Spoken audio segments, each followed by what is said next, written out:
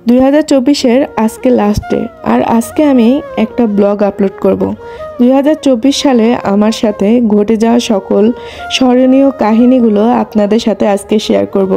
Hello everyone, আসসালামু আলাইকুম, welcome back to my another blog. কেমন আছেন সবাই? আশা করি সবাই ভালো আছেন। আর যেহেতু আজকে বছরের শেষ দিন, সেহেতু ভাবলাম আপনাদের সাথে একটা শেষ ব্লগ শেয়ার করি। 2024-এর শুরুটা আমার জন্য ভালো হলেও মাঝামাঝিতে যে আমার জন্য মোটেও ভালো হয়নি, কারণ আমি মাঝামাঝি অবস্থায় আমি তখন খুব অসুস্থ হয়ে যাই। আর সময়টা ছিল ঈদের সময়। ঈদের সময়টা ছিল আমার সবচেয়ে খারাপ সময়। ঈদের 2 দিন পরেই আমি খুব অপমানিত হই এক জায়গায়, যেখানে আমি সেই বিষয়টা আসলে কখনো মেনে নেওয়ার মতো না, আর আমি কখনো ভুলবও না। সবার উদ্দেশ্যে একটা কথাই বলবো, অনেক টাকা পয়সার মালিক হওয়ার চেয়ে একটা সুন্দর মনের অধিকারী হওয়া অনেক জরুরি। হয়তো আপনার টাকা পয়সা থাকবে, আপনার অনেক ধন সম্পদ থাকবে, কিন্তু যদি আপনার ভিতরে মনুষ্যত্বটাই না থাকে, একদিন এই আপনার ধন সম্পদ কোনো কাজে লাগবে না। সেজন্য সবাই সুন্দর মনের অধিকারী হবেন। টাকা পয়সা আজ আছে কাল নাই। মৃত্যুর আগ দিন পর্যন্ত আমি আমার এই অপমানের কথা মনে রাখবো, যেটা আমি কখনোই ভুলতে পারি না। কারণ সামান্য একটা তুচ্ছ কাহিনী নিয়ে আমাকে এত বড় অপমান সহ্য করতে হবে, যেটা আমি কখনোই কল্পনা করি নাই। সেখান থেকে আমার শুরু হয় খারাপ সময়। তার 2 দিন পরেই আমি হঠাৎ করে অনেক অসুস্থ হয়ে যাই, কারণ আমার ফুসফুসে ইনফেকশন শুরু হয়। আমি হঠাৎ করে অসুস্থ হয়ে যাই, তখন আমার বুঝতেই পারি না যে কবে কবে আমার ভিতরে এত বড় অসুখ বাসা বেঁধে আছে। হঠাৎ করে আমাকে হসপিটালে অ্যাডমিট করানো হয়। পরে আমার অবস্থা খারাপ হওয়ার কারণে আমাকে ঢাকায় নিয়ে যায়।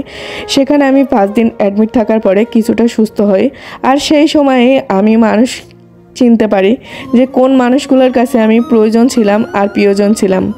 আমার জন্য আমার ফ্যামিলির মানুষ অনেক করেছে, আর আল্লাহর হয়তো রহমত ছিল, যার কারণে আমি সেই সময় সুস্থ হয়ে যাই। কারণ আমার অবস্থা এতটাই খারাপ ছিল যে সবাই ভাবতো হয়তো আমি আর এই পৃথিবীতে থাকবো না। কিন্তু সেই সময় আমার প্রিয় মানুষের সাপোর্ট আর আল্লাহর যে রহমত ছিল, যার কারণে আমি সুস্থ হয়ে যাই। আজ এই সুস্থতার কারণেই আপনাদের এই সামনে আসতে পেরেছি। আর 2024 সাল আসলেই আমার জন্য অনেক খারাপ একটা সময় হয়। আমি যখনই অসুস্থ হয়ে যাই, তার কিছুদিন পরেই আমার ফাইনাল এক্সাম শুরু হয়।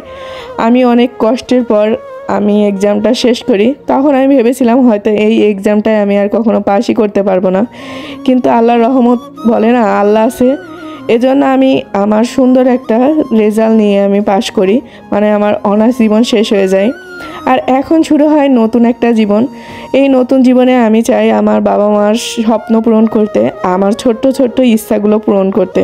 জানি না 2025 সাল আমার জন্য কী বয়ে আনবে, হয়তো সুখ না হয় দুঃখ। তবে আল্লাহর তাআলার কাছে একটাই চাওয়া, যেন 2025 সালটা আমার সফলতার বছর হয়।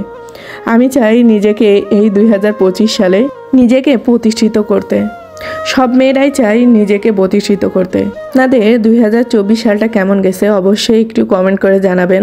আর সবার জন্য অনেক দোয়া থাকলো, যেন 2025 সালটা সবার জীবনে সুখময় হয়ে উঠুক। আর এই 2024 সালের লাস্ট ডেতে আমি চলে গিয়েছিলাম আমার মেয়েকে নিয়ে একটু ঘুরতে। সন্তানের খুশির কাছে পৃথিবীর সব খুশি হার মানাবে। আর আমি চাই 2025 সালে আমার কাছের মানুষগুলো খুব কমই থাকুক, নিজেকে একটা অন্যরকমভাবে তৈরি করতে চাই। আজকের ব্লগটা এখানে শেষ করতে চাই। দেখা হবে 2025 সালের নতুন কোনো ব্লগে। সে পর্যন্ত সবাই সুস্থ থাকবেন, ভালো থাকবেন। আল্লাহ হাফেজ।